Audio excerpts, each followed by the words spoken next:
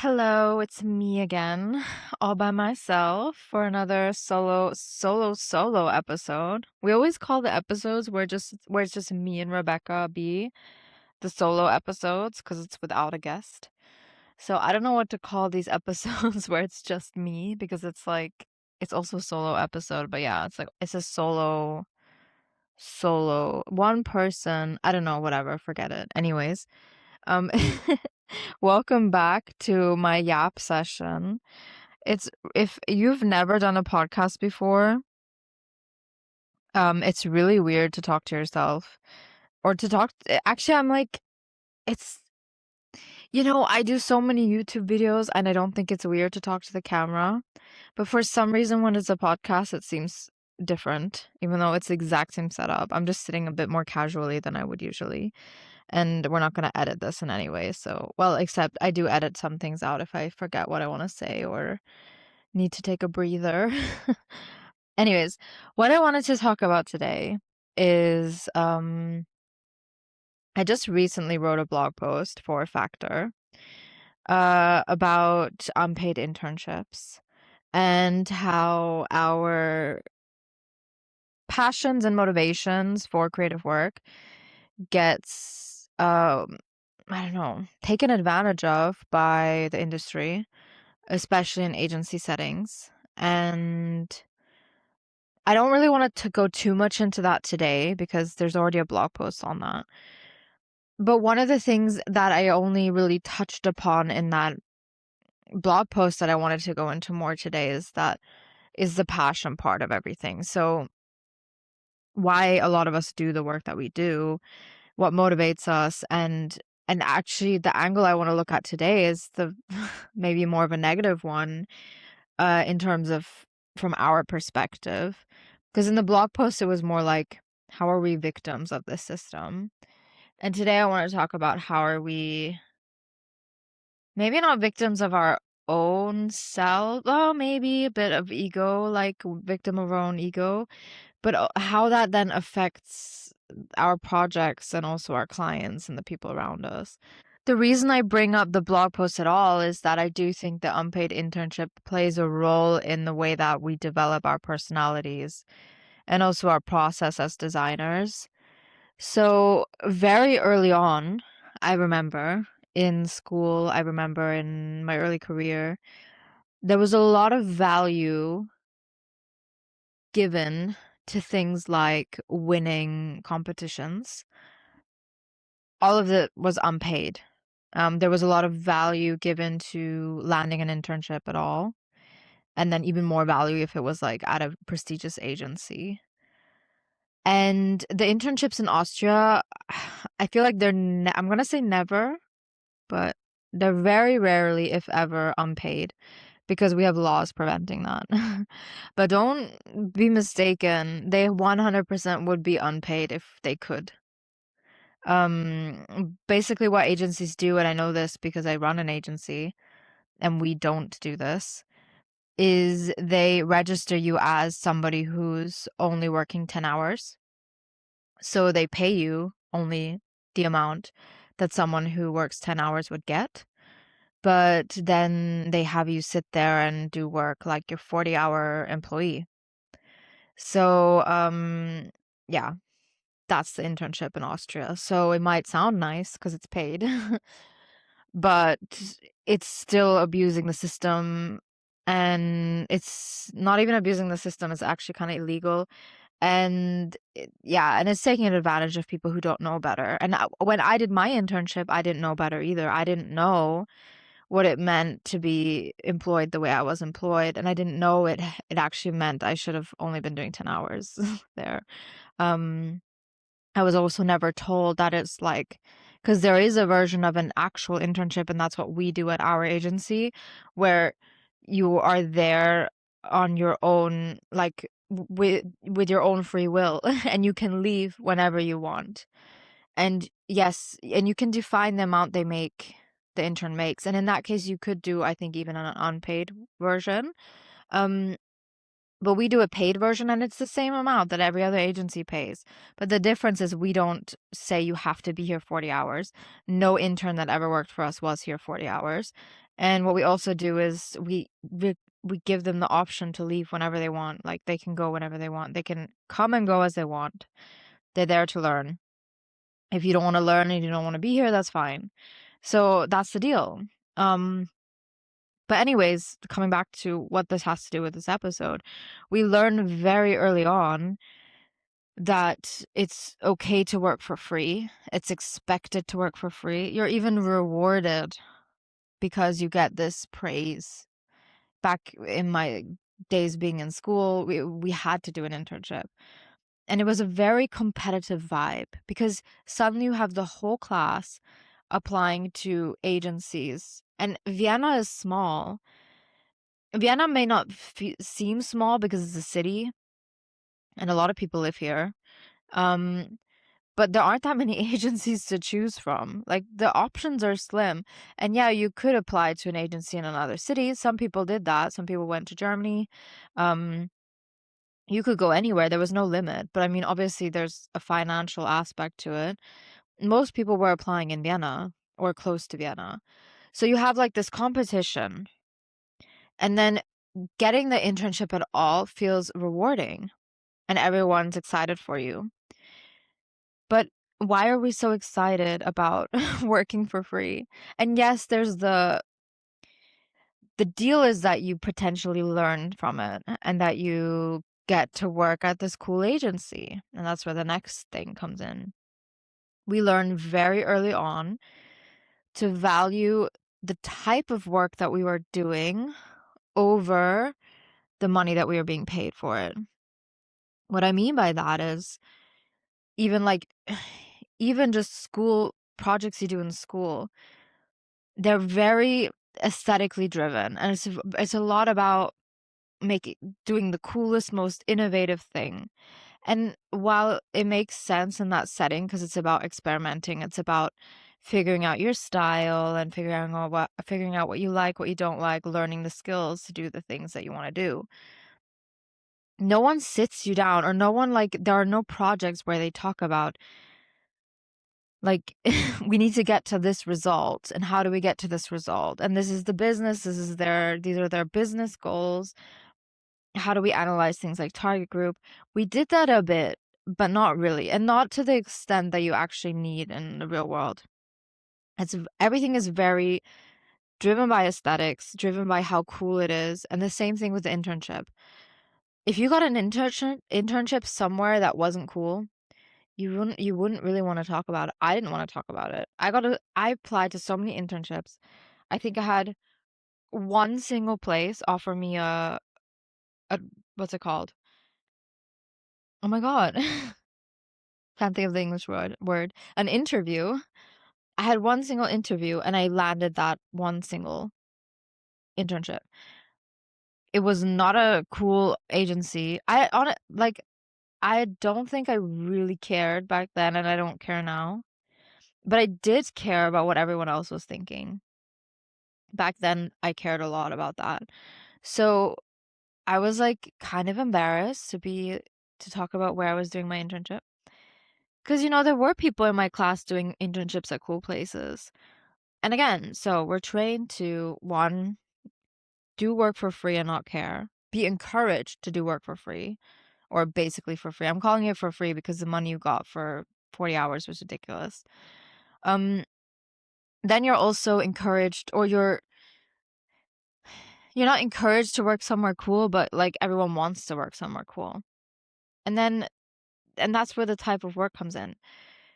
We then start to value this cool, quotation marks, cool, innovative agency work over, let's say, like boring, working as a graphic designer in a private company kind of work, where you're probably doing a lot of presentation decks and internal graphic design that they need, and not like big campaigns, big brandings, whatever.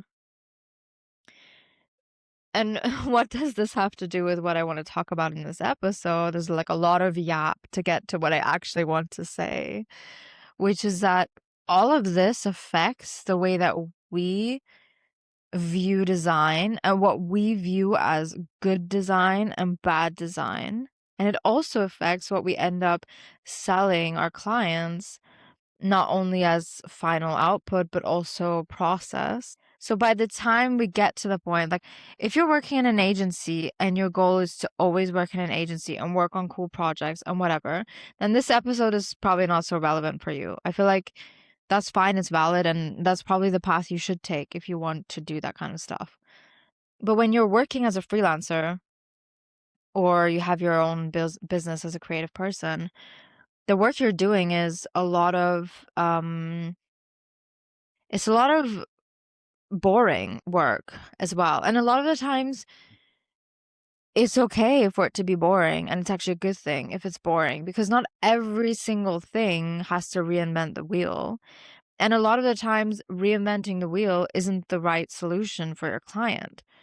So, and that's the thing, is that your priorities have to be different when it comes to selling your services to different types of clients. But this wanting to work on cool stuff, create beautiful things, create innovative stuff. Oh my God, I'm saying stuff so much. I'm so sorry.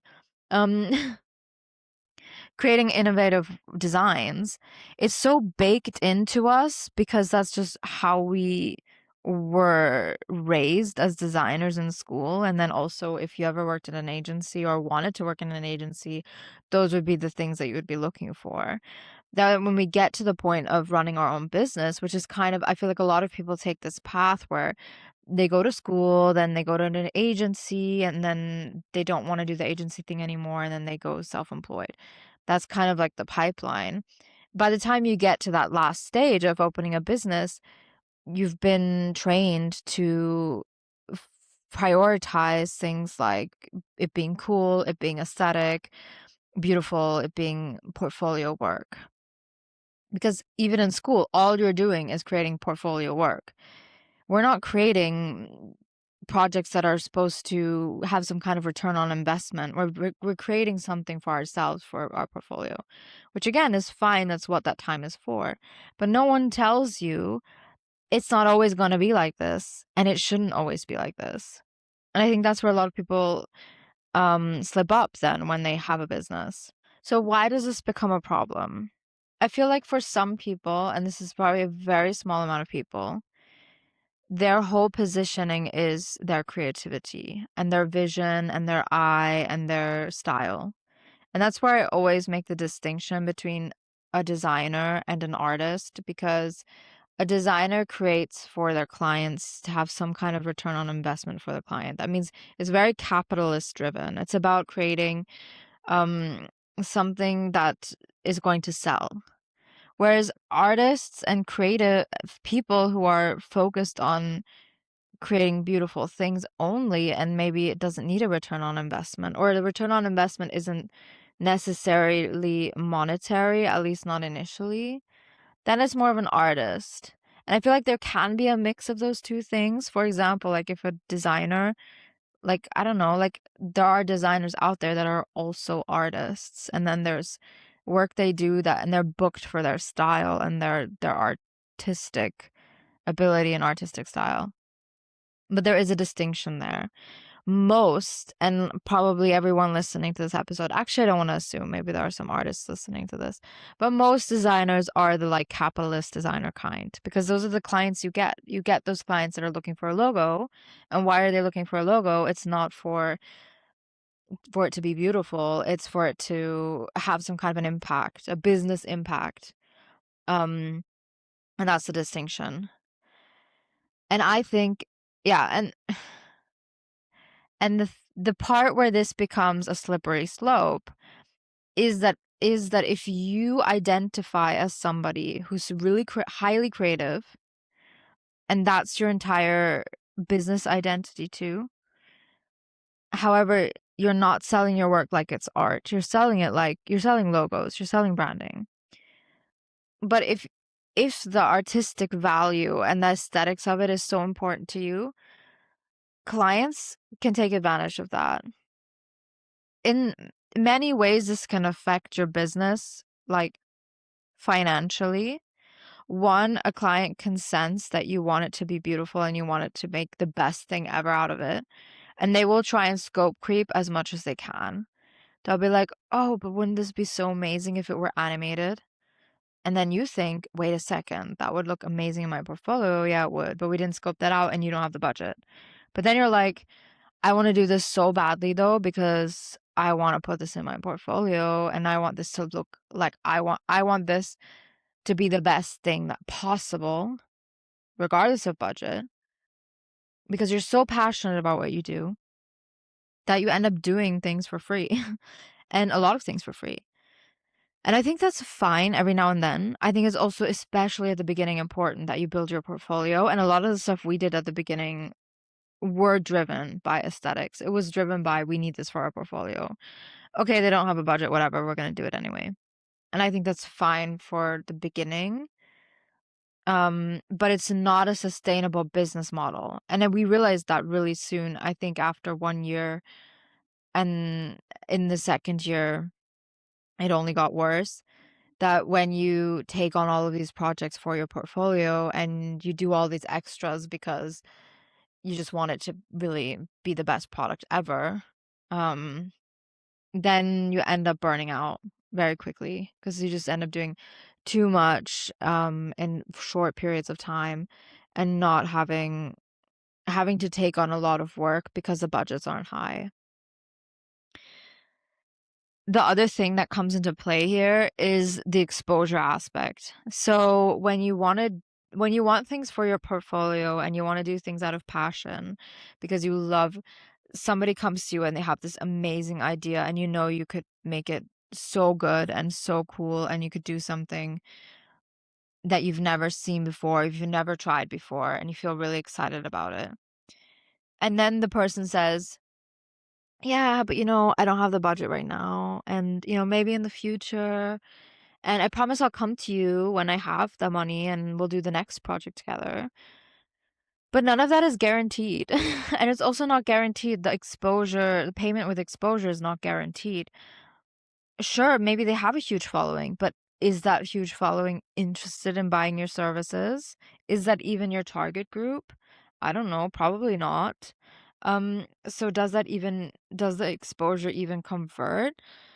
None of that is guaranteed. So, but if you view your work as something that you do out of passion, or if you view these projects that come in always from this lens of, I want to do really cool work, I want to make the most innovative thing ever here and be so different and exciting and put it on my Instagram and then get a lot of followers, probably from other graphic designers, by the way, looking for inspiration.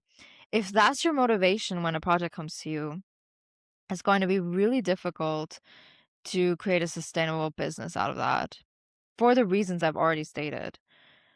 And you will be taken advantage by clients who don't want to pay you because they can tell. Um, I mean, first of all, they can tell just by however you've positioned yourself, but also if you never communicate. I don't do things for exposure. If you entertain those suggestions, then they will sense that they can get a lot out of you for very little money. Another thing that happens when your personality, like when your identity, not so much your personality, but when your identity is really attached to your work in that way that you want to create beautiful things.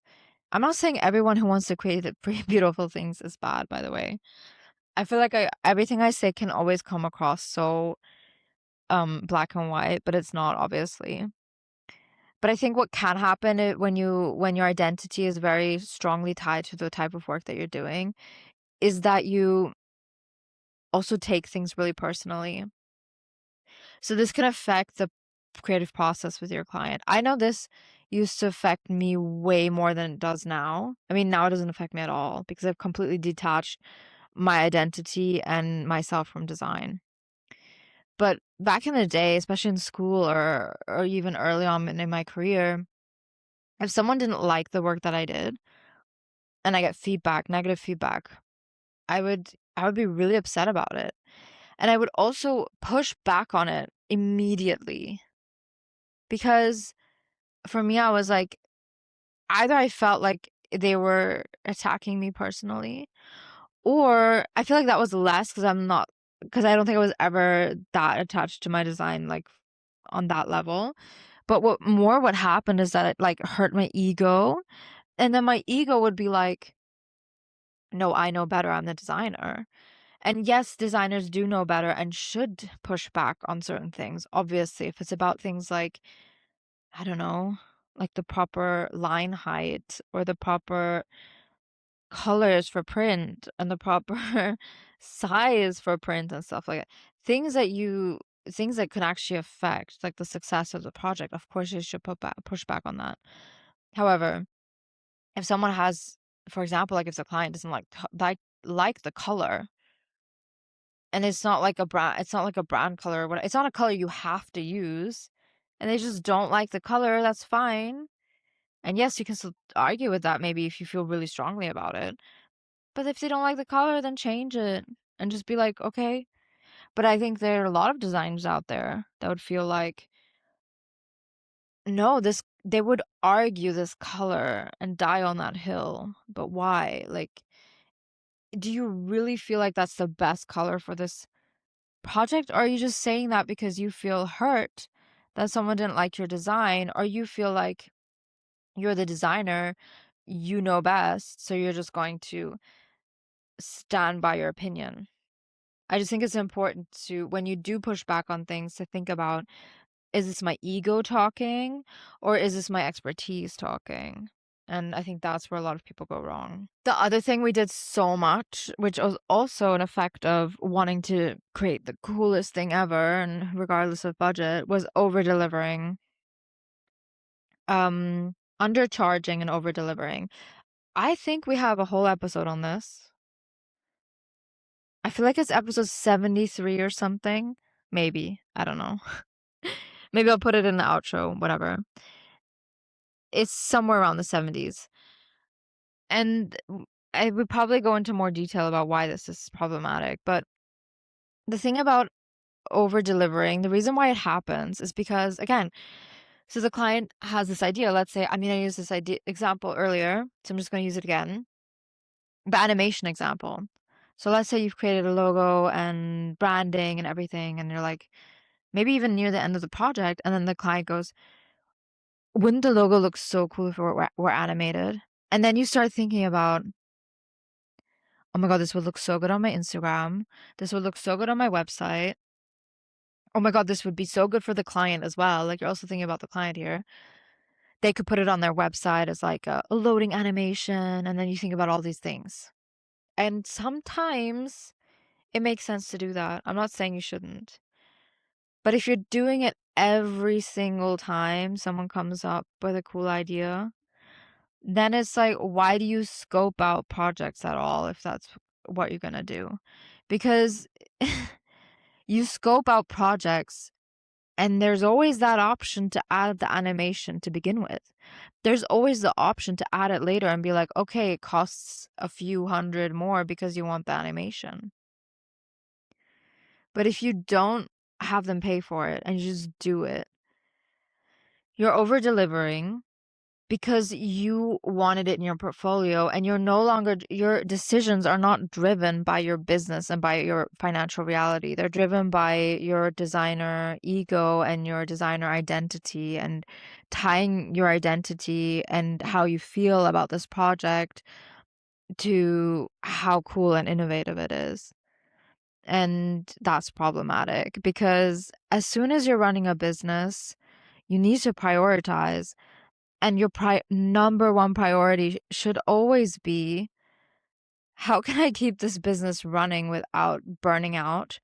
And how can I keep this business running like in a stable, predictable, and sustainable way? So if you're constantly over delivering and undercharging, then you're not going to be making profit. And maybe you still are making profit, but you're probably doing way more work than you should be in the amount of time that you have.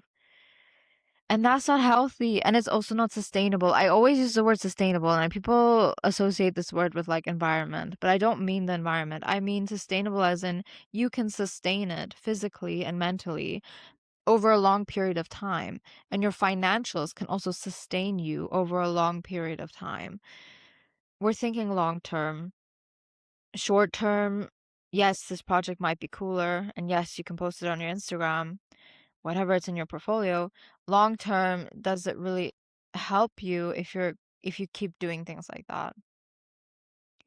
And here you can also think about the long term because, like I said, there will be cases where you do it because you do need it or want it for your portfolio, and that's fine. It's just important not to do it every single time. And it shouldn't be what drives your decisions. Your decision should be like, okay, I know this is a bad financial decision. I know this doesn't make sense business-wise, but does it make sense to do this one time because you see some other goal that will benefit your business and your financials by doing it, which can happen, especially if you're doing something for your portfolio, like maybe something you've never done before and you want to break into that market or whatever. I feel like being invested in a project emotionally, which is usually what you are when you're making decisions based on things like, oh, it would be cooler this way, or I want this for my portfolio or whatever. It's usually an emotional investment that you've made or that you have.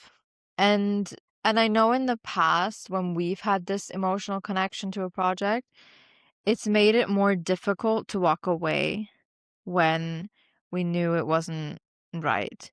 So there are things where boundaries get crossed, where you feel like you're not respected. And this often comes with these kinds of passion projects because the client knows you really want to do it and you're motivated to do it.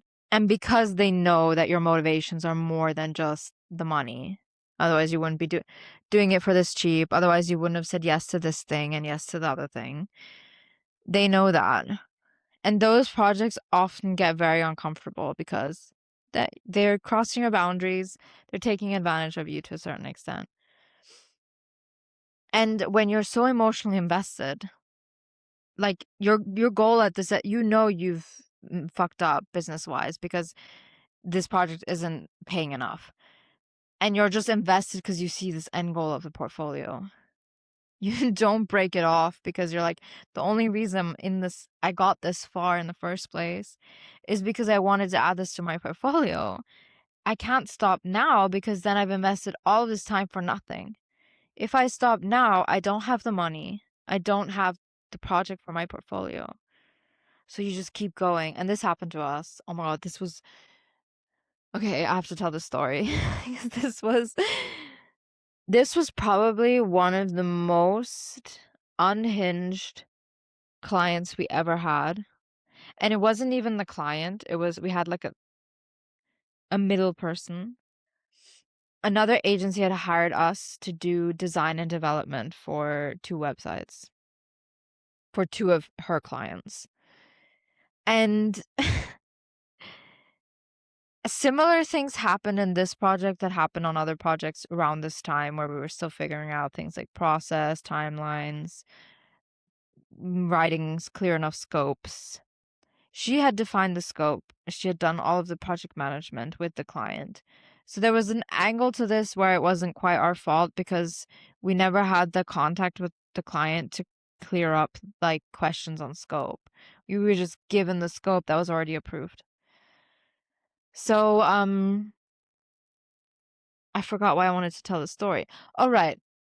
The reason why, first of all, the budgets at the beginning seemed reasonable. They were like standard budgets actually for that type of work at the time. And it was 2 projects where we felt like there was a lot of potential to create something for our portfolio. And then, I mean, at the end of the day, the result we got, like what we got to after going through a lot of like headaches and feedback rounds, and it was a situation where she was art directing us. We had very different opinions on how it should, like how the website should be built and or like set up, and especially like UI UX kind of stuff, which was our expertise. She was a brand designer, so she had a design background. It was fine for her to art direct to a certain extent, but she wanted to make decisions on things that was hurting the UX of the website, which is where we tried to step in. We tried to push back. It was impossible. She was just impossible to work with. Part of the reason why that was such a nightmare. But it's fine, like, sometimes you just don't vibe. I have no hard feelings. I just think we're just completely incompatible when it comes to process and priorities. Her priority was making it beautiful. Our priority was making it functional, and that just didn't work together. And what happened was we were in this process for, I wanna say 6 months. Might have been longer. Way too fucking long for the budget and way too long for everything else. Like, it was a really hard time, and there was one point in the project where we actually did try to cut it, like, stop. We said, "We're done. Like, we're not doing this anymore." And she started threatening with lawyers, like, all this stuff, which made no sense because we'd only billed the work that had been done up until that point. We got on a call, we figured it out, we had, like, a therapy session. We ended up finishing the project. And at the end of it, we didn't end up putting in our portfolio because she was so strict about the way that the way that we were supposed to present it in our portfolio. I'm not sure that was even in the contract, to be honest. But I was at the point with this person where I was like, I don't even want to get into it. I don't care. I'm not putting it in my portfolio. I don't care anymore. Like, so we did these 2 projects that went on way too long, and our whole motivation the entire time was, the only reason I continued after we had actually gotten to a point where I wanted to stop, was because we had already put so much work into it, and I did have this vision at the end of it, like, at least we'll have something for our portfolio. And I was like, "Okay, then let's continue, let's finish this." And partly because I also don't like to not finish things. I did feel bad, like, abandoning the project midway, especially for the client, because they had nothing to do with this. Like, the client, it was not the problem. It was just this person that was managing it that we had issues with. So I kept going. I finished it so that the client had something and they didn't invest their money unnecessarily. And yeah, but it was just funny because I had this vision at the end of it that we would have it for our portfolio. I still would have put it in my portfolio because I was happy with the result, even if it wasn't what I would have done. And in a lot of, like, the website UX wise is not great and not good, but whatever. Like, it's still pretty. It's still a good portfolio project. And then we ended up not even putting it in our portfolio, which is insane. So, long story short, even that portfolio part or that portfolio aspect that might be driving you to finish something that's already, like, just fucked up to begin with, and you're like, I just want to, either it's a boundaries thing or it's been going on too long, I don't know, whatever it is. If your only thing holding you onto that is, I can have it in my portfolio, be 100% sure that you can actually put it in your portfolio and that it will actually get to a point where you want to put it in your portfolio. Because I've also had instances in the past where I thought something was a portfolio project. Oh my God, this reminds me of another one. Man, we made so many mistakes over the years, but it makes for good content and good stories. There was another one, a project we took on, very small website for, like, a festival, um, where we also thought we can do something so cool for our portfolio. We'll do this really cheap. Oh my God. We just had such different ideas of what is cool. And it was just like, it was really just a taste difference between us and the client. And then in the end, it was something we didn't put in our portfolio. And I didn't want to put it in our portfolio because I didn't think it represented our style or anything I would want to do again. So if you do ever have a portfolio project like that, and we've said this before, in another episode, be 100% sure and like negotiate that you have full control over the creative and what it's going to look like, because there's nothing worse than taking on a project just for your portfolio, just for it to end up being something that you don't want to show. I can't believe we've been there several times too. That's actually embarrassing. Before we get into like, or what, no, one more thing on financials before we get into more of like the designer ego, which is another thing I wanted to talk about. Um, I think that I think that a lot of people take on work based on how cool it is. I mean, I said this before already, but what I mean by that is there's, and this is due to the way that we were socialized as designers, even in school. This goes back to like being an intern at a cool agency or winning this cool competition here where you also didn't get any money. Um, is that we then only want to talk about and get projects that are cool.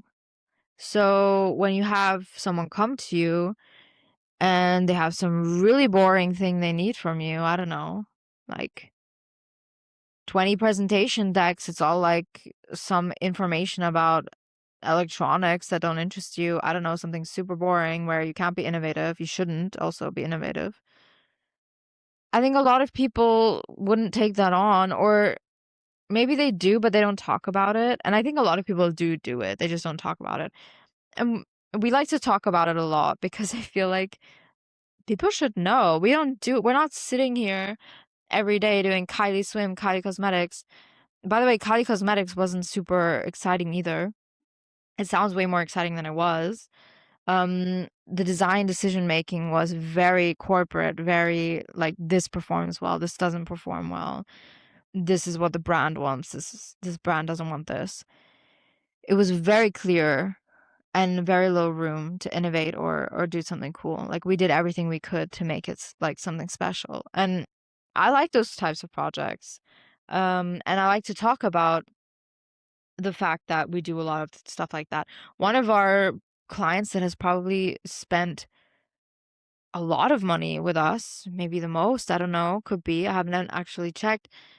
All they want from us is maintenance work.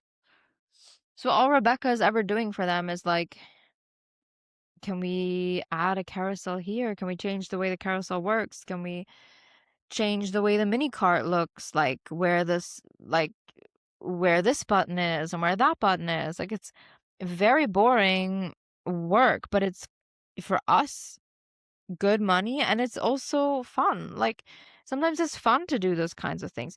You don't always want to be innovative. And I think it's cool to have clients who are loyal, clients who are easy to work with, clients who pay you what you want and what you think, what you're worth and what you think something should cost, and not they come and dictate the price. People who understand your process, understand how long things take, are okay with how long things take. To me, that's cooler than a Kylie Swim project or, you know, a big campaign. Those things are so fleeting. They come and they go. And yes, they open other doors, like network wise. They're great. And you should always like try to do work that expands your network. But it's not the type of it's not the only type of work you should feel excited about or feel like is cool. Because I just think that one, I feel like it like reinforces this idea that all your work should be cool, and then that, causes all the issues I already talked about.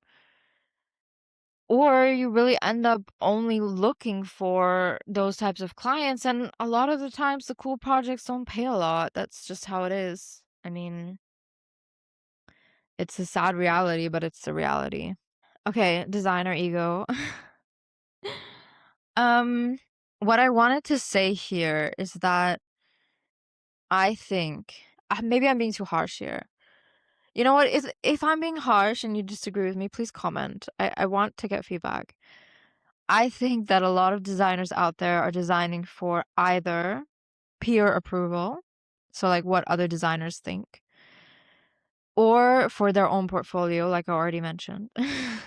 instead of for their client, and not just for their client, but for their client's clients, which is a problem because, like I mentioned right at the beginning of this episode, designers part of are part of the capitalist system that we live in, which is about knowing a target group, knowing how to convince them to buy something, and then they buy it. That's the whole deal. So our role is to create something that sells.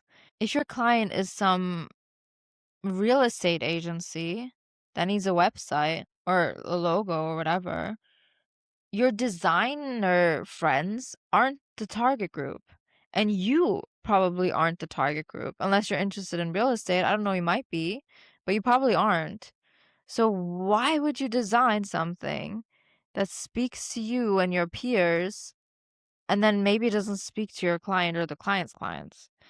And I see this happen so much online, like that people judge other people's work based on their opinion and their designer opinion with zero context on who the end client is. Like, no context about who the target group is, who the client is, what they wanted, and what their data says about what their clients want and like. And again, it comes back to the fact, this pressure that you have very early on as a designer to do things for your peers. Back then when I had my internship, I didn't want to tell anyone. I was so embarrassed. I was like, this isn't a cool place to work. I should have just been happy that I had an internship at all to gain some experience.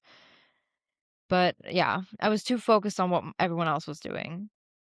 And then the other aspect is the competition part. So like this is designing to win an award instead of designing to convert customers.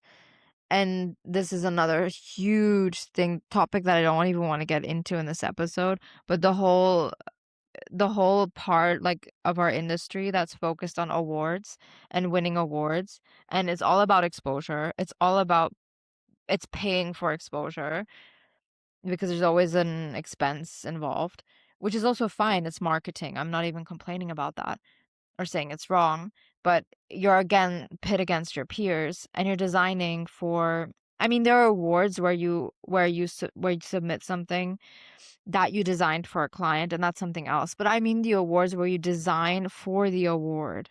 The ones like where there's some design competition and the best design wins. You're not designing for a client. You're designing for your portfolio, for this competition, for your peers to like review it. It's not based in any reality of any job you would actually have. And this bleeds into people's businesses in the way that they then end up designing for their clients. And I see it a lot that people are so focused on making it something, again, like I talked about before, for their portfolio instead of for their client or their client's clients. And this chasing portfolio work is, at the end of the day, it's at the expense of your client, because I think there will be clients that push back. There will be clients that know exactly who their target group is, what their business requirements are, and they will communicate all of that. And then you don't have that much room to do innovative things. Like for us, like Kylie Cosmetics is a perfect example of that. There was no room for us to do more than what we did. That client also would have pushed back had we tried. I mean, we did try in some instances and they did push back. But smaller clients, less experienced clients, maybe clients that don't have a huge budget and aren't aware of the fact that there's potentially a big return on investment, they won't know better, and they need you to be the responsible one, to be the one that does all of that, to be like, okay, who is the target group? Who are we designing for?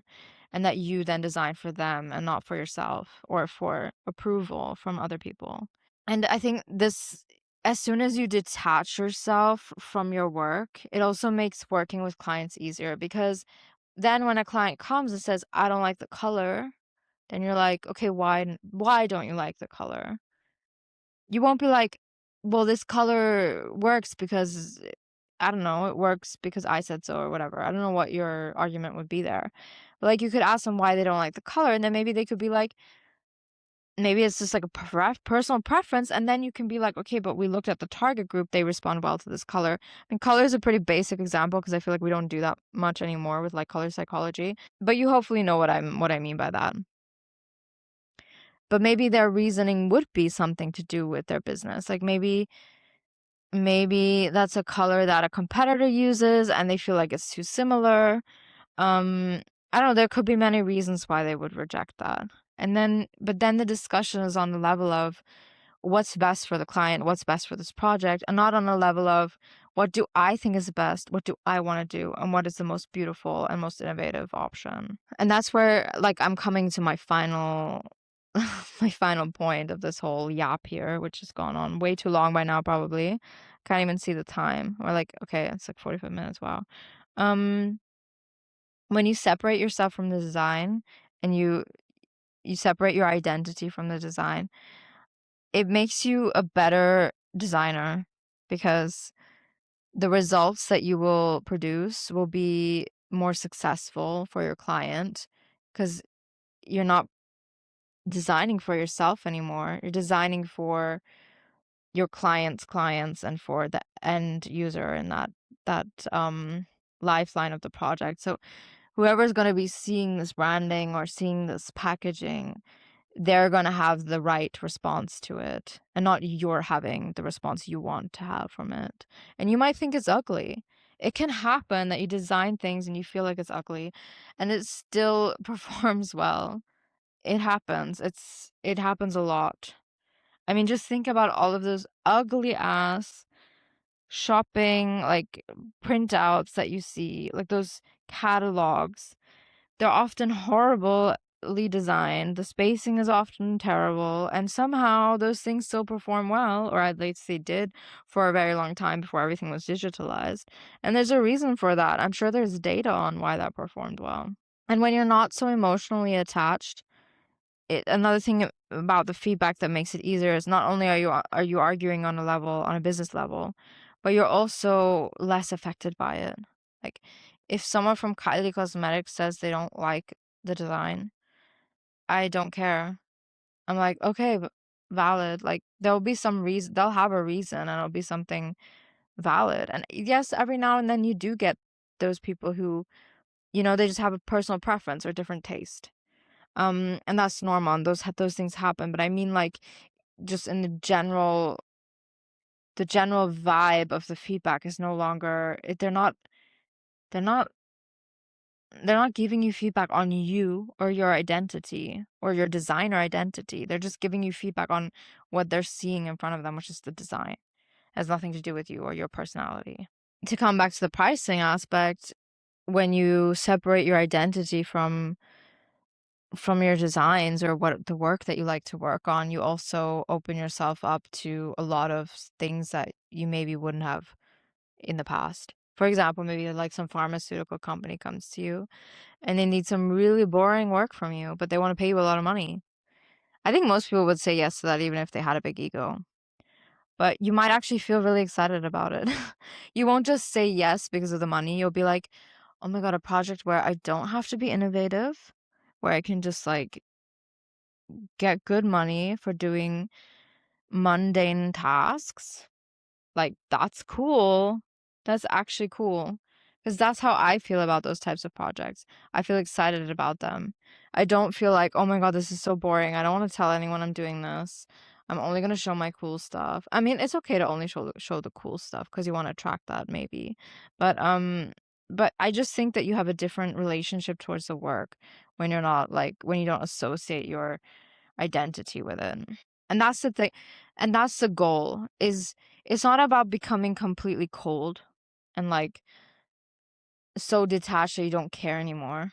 Obviously, you should still care about what it looks like. I still care what things look like. I would never send something off to a client that isn't perfect or like at least perfect enough that I can show it to someone. I still care about what it looks like, obviously. It's and then that's not I'm not saying things can't be beautiful or should it's or it shouldn't be a priority. Of course it should be a priority, but it shouldn't be the number one priority or not always. And what that does is it builds relationship between you and your work that's actually sustainable. Not only for your business, but also your mental health because you're not affected by it as much. You're able to have enough distance from the work that when someone doesn't like it, you're like, "Okay, I still like it. I still think this is better, but if you feel like this is a better option," and like, you just don't die on that hill anymore because a lot of the times it's not worth it. I'm gonna end this episode on another practical question, or just a question in general for everyone. I have no idea, like, while I'm recording this, I haven't even released the other episode, so I don't know if you guys even comment when I ask questions, but we'll see. I'm gonna try and get this going. Um, my question is, have you ever made decisions, or do you feel like you make decisions based on your ego or what you want to do over like what's best for the client, or over your what's best for your business too? Like, do you ever make a decision just because you feel like it's the coolest, you really want to do this because it's so cool, or you say yes to a client because, oh yeah, I'm going to put that in my portfolio? It's a bad business decision. It might not be the best thing for the client. Does that happen? Like, it's happened to us. Not a lot, but at the beginning, we definitely made more decisions like that than we now we don't do that at all. Yeah, I'm just curious, like, if you guys also have had that experience in the past or you still have it maybe.